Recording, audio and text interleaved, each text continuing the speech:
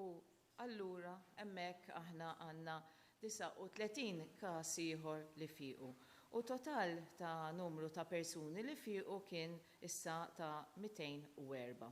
Jekk inħarsu lejn l-etajiet ta' dawn in-nies li fiequ għandna 3 persuni bejn etajiet bejn 0 u 9 snin, għandna persuna waħda bejn 10 u 14 il-sena, għandna 4 persuni bejn 20 u 29 sena, 9 persuni bejn 30 u 39 sena, għandna 7 persuni bejn 40 u 49 sena, għandna 5 persuni bejn 50 u 59 sena, għandna 5 persuni oħra bejn 60 u 69 sena, 2 persuni bejn 70 u 79 sena u 3 persuni bejn 80 u 89 sena. Allora bħalma qegħdin taraw issa n-numru ta' każijiet li qegħdin ifiqu qegħdin dejjem jiżdiedu u għalhekk aħna dan jawgura tajjeb ukoll għaliex in-numru li jistgħu issa jerġgħu joħorġu lura fil-komunità dejjem qiegħed jiżdied. Il-bieraħ għamilna 641 tests u minn dawn ir-riżulta wieħed pożittiv. B'hekk issa t-total ta' nies li ġew pożittivi kien ta' 445. U meta tnaqqas dawk li huma recovered u dawk it-tlieta li mietu, hemmhekk allura issa n-numru ta' każijiet li għandna attivi huma ta' 241. In-numru ta' swabs dejjem qed jiżdied u aħna qed nagħmlu ħidma wkoll biex inkomplu nżidu l-swabs għavolja dawn l-aħħar ġranet rajna li kien hemm nuqqas ta' numru ta' swabs li għamilna kuljum, però aħna qegħdin ukoll naqbdu gruppi ta' nies u anke nagħmluhom it-testijiet dawn. Sa issa mill-bidunet aħna għamilna 26,811 swabs. Dan il-persuna li ħareġ pożittiv minn każijiet li kellna tal-bieraħ kien raġel ta' 31 sena li huwa ta' nazzjonalità Libjana. Dan kien qed jgħix fil-komunità u ma kellu l-ebda sintomi, però għamilnilu t-test u dan ħareġ pożittiv. Meta rajna min seta' kien f'kuntatt miegħu sibna persuna oħra li kien qiegħed miegħu u allura dal-persuna qiegħed fil-kwarantina u anke qegħdin insegwu s-sitwazzjoni tiegħu ħanaraw jekk għandux jiżviluppa sintomi jew le. Propju dawk kienu il-każ wieħed li kellna llum u n-numru ta' każijiet li fiequ wkoll. U allura aħna qegħdin naraw li vera qed ikollna numru żgħar, però wkoll tajjeb ngħidu wkoll li r-rata tar-riproduzzjoni, jiġifieri fejn inti jkollok trasmissjoni minn persuna għall-oħra bil-mod il-mod qiegħda tonqos, però bħalissa il-ġurnata dejjem nappellaw biex nibqgħu nsegwu l-miżuri li għandna. Għaliex meta aħna nitkellmu fuq social distancing, dawn dejjem il-miżuri għandhom jibqgħu jgħoddu. Għaliex importanti li hemm barra hemm ċans li jkun hemm iktar nies li qegħdin iġorru dan il-virus, allura inti ma tkunx taf ma' min tista' tiltaqa', allura dejjem inżommu il-bot minn xulxin u dejjem nipproteġu lil nies li huma vulnerabbli. We have had another good number of people who have recovered. 39 people have recovered who have resulted in a negative test. And now we have a total number of 204 people who have recovered from COVID after being affected. Yesterday we performed 641 swabs, and from these we have had one person who was positive. So the total number of people who are now positive are 445. The situation in Malta is that we do have small numbers which are being confirmed right now. However, it is important to continue to look at the measures and ensure that we abide with the measures, because it is important that we do not come in contact with people who can be carrying the virus and who have not been tested yet. So adhere to the measures of social distancing, try to stay in as much as possible and go out only if you really need to, and very important, protect the vulnerable people so that they can stay in, because they are the most important people whom we need to protect, because we know that if they can be affected by the virus, it is highly likely that they can get complications, and so we need to protect them. Our message is always stay in and stay safe. Thank you. Nibdew mill-mistoqsijiet tal-ġurnalisti għandna Christoph minn Newsbook. Dwar nofsinhar tajjeb iż-żewġ mistoqsijiet minn ħatijaj, il-bieraħ il-Ministru għas-Saħħa Christfern qal li jistgħu jittieħdu xi miżuri fil-jiem li ġejjin. Qed nakmel darba li dawn ma jittieħux daqqa u li ma jkunx u li kien hemm pjan dwarhom. Xtaqt ikun naf b'mod speċifiku liema miżura hija l-ewwel waħda li għandha titneħħa fl-opinjoni esperta tiegħek. Tin mistoqsija fil-Ġermanja in-nies se jkollhom jibdew jilbsu il-maskri fil-pubbliku. Fiex waslet l-analiżi ta' Malta dwar l-użu tagħhom? Grazzi. Mela, fuq il-mużuri li aħna nitkellmu fit-transition phase meta inti jibda jonqos ir-reproduction rate u naraw li dan jibqa' stabbli hemmhekk li jkun inqas minn wan, hemmhekk inti tara li huma dawk il-miżuri li tista' tibda ddaħħal bil-mod il-mod, però bħalma semmejna wkoll aħna qegħdin nagħmlu analiżi fid-dettall ħalli nkunu żgur li dawk il-miżuri jkunu dawk il-miżuri li aħna nistgħu nibdew nirrilaxxaw, imma importantissimu huwa bħal dejjem qegħdin ngħidu li aħna nagħmlu monitoraġġ tas-sitwazzjoni. Għaliex jekk inti tibda tara li n-numru ta' każijiet, il-reproduction rate jibda jiżdied, hemmhekk aħna ikun importanti ħafna li nnotaw di sitwazzjoni għaliex aħna ma nistgħux nirriskjaw li jkollna firxa fil-popolazzjoni tagħna għaliex din tista' tfisser li jkollok nies li jimirdu, jista' jkollok nies li jimirdu jkollhom komplikazzjonijiet u jkollhom bżonn jidħlu l-isptar. Għalhekk din il-miżuri qegħdin jiġu analizzati sew qabel aħna nkun nistgħu nibdewhom u nħabbruhom. Fil-rigward tal-maskri, importanti naraw li dawn il-maskri hemm il-lok tagħhom fejn għandhom jintużaw u dawn ikunu qegħdin isiru propju risk assessment ta' fejn huma jistgħu jevitaw li jkun hemm infezzjoni u firxa minn persuna l-oħra. Fil-waqt li aħna nassiguraw li ma jkunx hemm iktar riskju fejn jista' jkollok nies li jqogħdu jmisslu wiċċhom biex jirranġaw il-maskla allura hemmhekk jista' jkun hemm iktar lok ta' kontaminazzjoni. Allura l-analiżi u r-rakkomandazzjonijiet ikunu qegħdin jiġu meqjusa fuq evidenza. Julia minn Malta Independent. Hi, good afternoon, Professor Gauci. Just one question. Back when Fern announced that there were 52 patients tested with COVID-19 and after just one day, he had said that such figures were predicted and actually they were expecting such numbers at an earlier stage. With the current figures we have right now, is this close to what the authorities had predicted regarding case of number of active cases and deaths? Were you expecting more at this stage or less? Thank you. Aħna bis-saħħa tal-miżuri li għamilna u anka bil-konferenza tal-pubbliku li l-maġġor parti tan-nies qegħdin isegwu dal-miżuri importanti ħafna li jkomplu jsegwu dal-miżuri, aħna qegħdin naraw numri li huma baxxi li hija sitwazzjoni li hija tajba, aħna konna preparati li jkollna iktar numri u kien għalhekk li aħna għamilna propju il-preparazzjonijiet kollha anka fl-isptar tagħna Mater Dei, anka fil-kura primarja u anka aħna bħala pjan ta' kontingenza bħala saħħa pubblika biex ikun nistgħu nilqgħu għal numri li huma ikbar. Il-fattu li bil-miżuri li ħadna aħna morna tajjeb u sa issa qed ikollna dawn numri li huma żgħar. Però hawnhekk rridu dejjem inżommu għajnejna miftuħin, rridu nżommu l-kawtela u nappella lil pubbliku li jibqa' jsegwi dal-miżuri. Għax dak huwa l-uniku mezz li aħna qed jirnexxilna nikkontrollaw dis-sitwazzjoni. Stampa ta' x'qed jiġri barra minn Malta għandna ċara qudiemna. Allura aħna rridu nkunu qegħdin nitalmu minn dawn il-persuni li qed ikunu barra qed jiġri sitwazzjonijiet fejn qed ikun hemm numru ta' nies li jidħlu l-isptar, numru ta' nies fortunatament ċertu postijiet fejn mhumiex ilaħqu anke mad-domanda ta' kura li għandhom bżonn u aħna qegħdin ikunu kawteli ħafna fil-miżuri li qegħdin nagħmlu. Claire minn Times of Malta.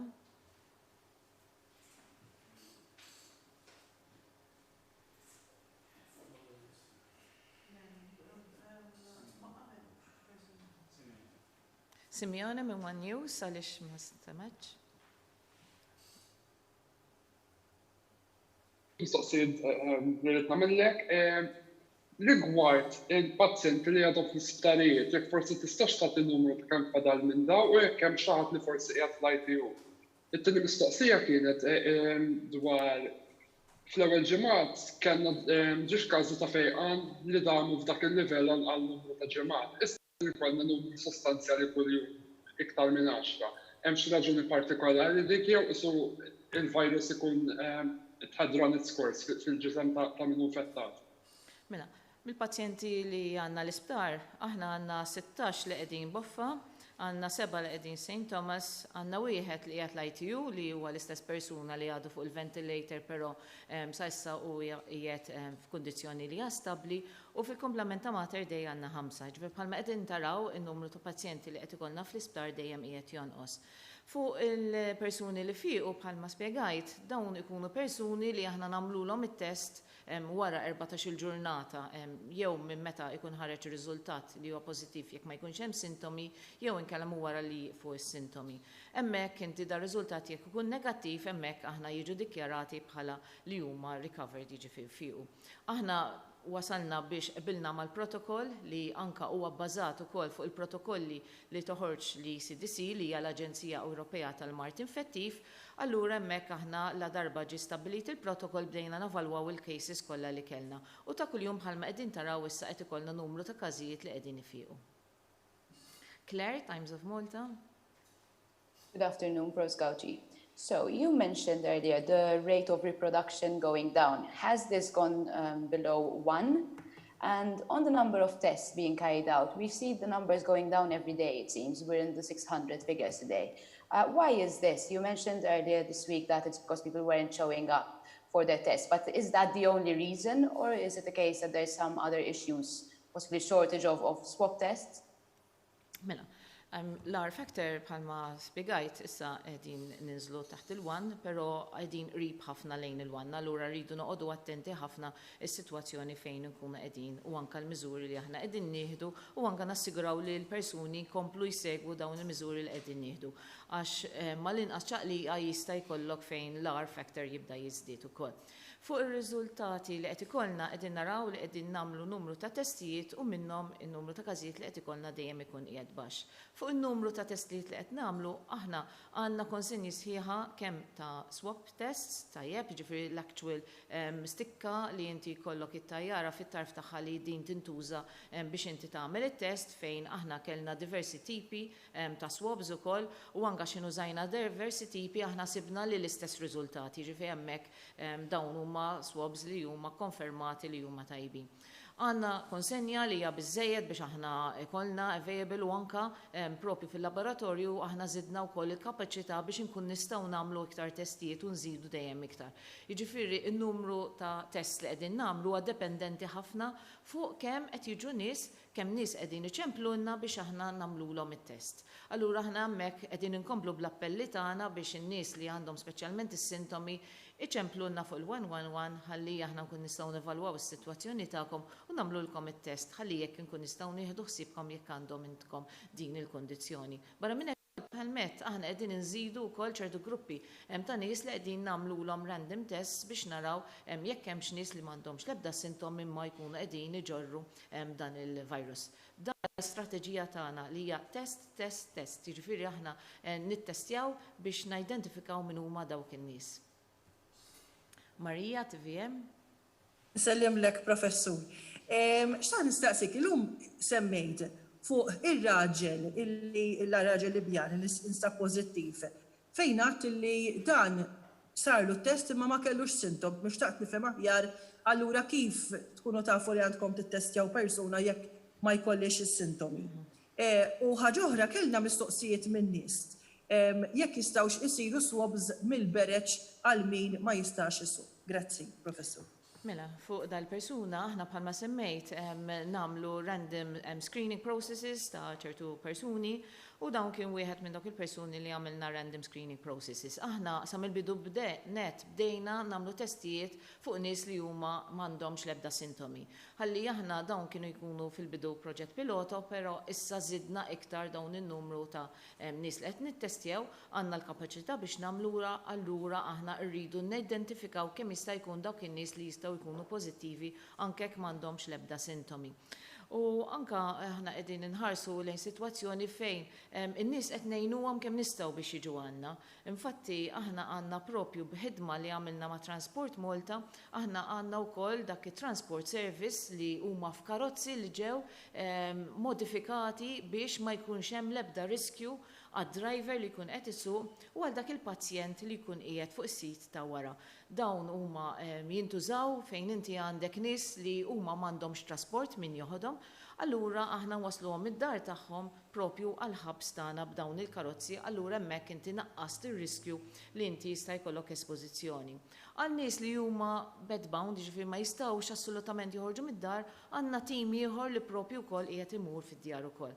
Però jien nappellaw hekk li dawk in-nies li qegħdin iċemplulna, dawk li huma jistgħu jiġu jew għandhom min wassalhom għandhom it-trasport, jiġu b'dak it-trasport ħalli aħna dawn is-servizzi li għandna tal-karozzi li qegħdin inwasslu lin-nies jew inkella li mmorru propju aħna fid-djar tagħhom, inżommuh biss għal dawk in-nies li vera għandhom bżonnu. Julian, Lavin Malta. Good afternoon, Prof. Gauci. So I have two questions. The first is, given that there's not so much pressure on Malta's hospitals, will elective surgeries be opened again soon? The second thing, given that we're seeing such low figures, would you consider maybe random community sampling so we can better get a clearer picture of what the actual situation is like? Infatti, fuq il-situazzjoni fejn inti terġa' tibda l-operazzjonijiet, dan aħna qegħdin naħdmu bħal-met fuq transition strategy ta' pjanta kontingenza u anke x'ħanamlu f'dan il-perjodu fejn inti jkollok numru ta' każijiet li huwa baxx, allura kif qed tajjeb inti il-load fuq l-isptar ikun inqas, però rridu niftakru wkoll li dan irridu nagħmluh bil-għaqal għaliex hemmhekk ifisser li nkunu qegħdin ikollna iktar nies li qegħdin joħorġu wkoll fil-komunità. Imma wkoll irridu jkunu bil-għaqal li dak il-pjanijiet ta' kontingenza li aħna għandna fl-isptar tagħna fil-kura primarja inżommu għaliex aħna nafu li f'kwalinkwa mument jista' jkollok sitwazzjoni fejn jiżdiedu l-każijiet. Allura dan irid ikun qed isir pass pass u b'miżuri fejn inti tevalwa kull sitwazzjoni.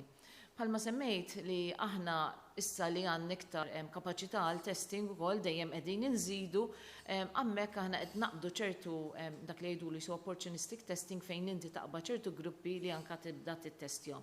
Irridu niftakru l-limitazzjonijiet fejn inti meta għamilt dan it-test inti tkun qed tittestja lil dak il-persuna jekk għandux il-partiċelli tal-virus fil-gerżuma tiegħu. Allura hemmhekk din mhijiex passaport li tista' tgħid lil xi ħadd li jisma' inti issa qatt ma ħajkollok il-virus jew inkella li m'għandekx żgur. Dak huwa mezz kif inti huwa l-aqwa gold standard ta' test li jeżisti, huwa mezz kif inti taqbad dawn in-nies li dak il-ħin inti tkun qed tara li permezz tat-test fil-laboratorju għandu propju partiċelli ta' dan il-virus. Wayne minn Net News. Salimlek, Professor Gawci, lesti biex b'mod imminenti tneħħu restrizzjonijiet la numri huma fluidi ħafna jew għadu prematur. Grazzi. Hija mistoqsija li qed tisaqsi ħafna nies, manka l-pubbliku, li xi ħaġa li diġà spjegajt li aħna għandna transition strategy li qed naħdmuha bil-għaqal ħafna ħalli naraw li huma dawk ir-restrizzjonijiet li għamilna u dawk il-miżuri li aħna daħħalna biex tara meta l-aħjar żmien u kif tista' tagħmilhom restringenti. Li żgur hija xi ħaġa li hija importanti hija li aħna rridu xorta dejjem inżommu l-miżuri bażiċi li huma ta' social distancing u l-miżuri l-iktar importanti hija ta' nies li jkunu simptomatiċi, dawk rridu jiġu biex jiġu testit, importanti li joqogħdu d-dar u żgur ukoll hija li dawk in-nies li huma vulnerabbli importanti li nibqgħu nipproteġuhom dejjem. Matthew mill-Orizzont. Bonġu, Prof. Il-bieraħ il-Ministru Fern semma pilot project fuq contract tracing technology. Hemm biża li teknoloġija bħal din tista' jkollha effetti serji fuq il-privatezza tagħna. Tispjegalna kif se taħdem din it-teknoloġija u jekk il-Public Health Superintendents trid li tkun teknoloġija mandatorja għal kulħadd u jekk jogħġbok ukoll tista' tikkonferma n-numru ta' każijiet attivi tal-lum għax ma. Mela, fuq il-contact tracing app, bażikament din meta kont qed insemmilkom kull każ li jkollna aħna nagħmlu dak li ngħidu l-contact tracing, ġifieri tara min huma dawk in-nies li kienu f'kuntatt qrib mal-persuna. Issa, nifmu li inti ċertu persuni ma jkunux qegħdin jiftakru eżatt fejn kienu jew kemm damu, allura inti meta tagħmel contact tracing permezz li inti tagħmel l-interviews hemmhekk ikollok ċertu limitazzjonijiet. Barra minn hekk ukoll meta jkollok sitwazzjoni fejn ikollok numru ta' każijiet trid ammont sostanzjali ta' persuni u għalhekk aħna investejna wkoll f'dan it-tim tal-contact tracing. Jeżistu diġà sitwazzjonijiet fejn inti għandek contact tracing apps, jiġifieri applications li jiġu downloaded fuq il-mobile phones tal-persuni, fejn inti il-persuna volontarjament jiddownloadja din l-application u hemmhekk inti din tkun attivata fejn tkun qed timmonitora permezz ta' Bluetooth ma' min inti kellek kuntatt. Però iktar dettalji ta' din għaliex aħna għadna qegħdin naraw kif nu l-aħjar li nistgħu nagħmlu din il-contact tracing app u nkun nistgħu iktar imbagħad la darba tiġi mnedija nkun nistgħu nħabbru eżatti kif tkun qed taħdem. U anka rridu niftakru li dan huma ħafna miżuri li inti tagħmel biex inti tkompli ssaħħaħ is-sorveljanza tagħna, sorveljanza ta' li inti tipprova taqbad kemm jista' jkun nies li kienu f'kuntatt mal-persuna. Il-numru ta' każijiet attivi kienu 241.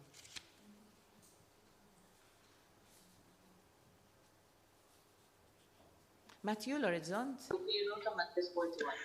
War nofsnar tajjeb, Professor Gawci, ċiex mistoqsijiet jekk ma jimpurtax.